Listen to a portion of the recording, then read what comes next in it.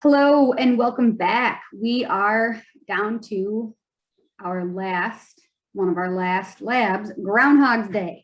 Now, this lab is reserved for spring semesters because that is when GroudHogs Day happens, okay? So if you are fall semester and you are looking at this video, you don't do GroudHogs Day, you do Hurricane Tracker because the fall is hurricane season. So spring semesters, watch this video, you are doing GroudHogs Day and not the Hurricane Tracker because there's nothing to track, nothing going on in the ocean. Okay, so I'm gonna share my screen with you. And this is really, GroudHogs Day is so straightforward, okay? If you click this link here, it's gonna bring you to this page and it's just a fun little PowerPoint that talks to you about GroudHogs Day and things like that, okay? And then if you go to this link here, this is going to bring you to the groundhog directions, which you are really just filling this out, okay? It's pretty straightforward. So you got to look up what that animal has to say about winter. Now it's funny because more times than not, which is kind of weird, right? It kind of feels like the groundhog was correct, but I mean, we live in New York where winter just goes on until June, feels like sometimes April, sometimes into May.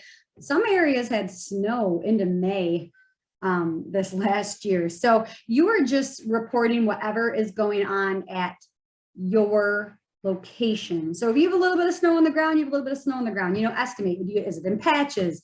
Do you have a foot? Is it just a couple inches? Is there none at all? Okay.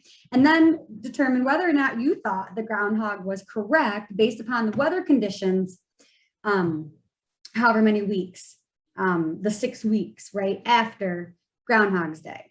So if the groundhog said, yes, we are having 6 more weeks of winter, 6 weeks from GroudHogs Day, do you feel like it's still pretty much winter, or have we entered into spring? Or is the opposite true? Did the groundhog say, nope, we're going to have an early spring, and 6 weeks later, we're still having snow squalls, plow trucks, okay? That's kind of what you want to think about when you decide, well, was it right or was it wrong?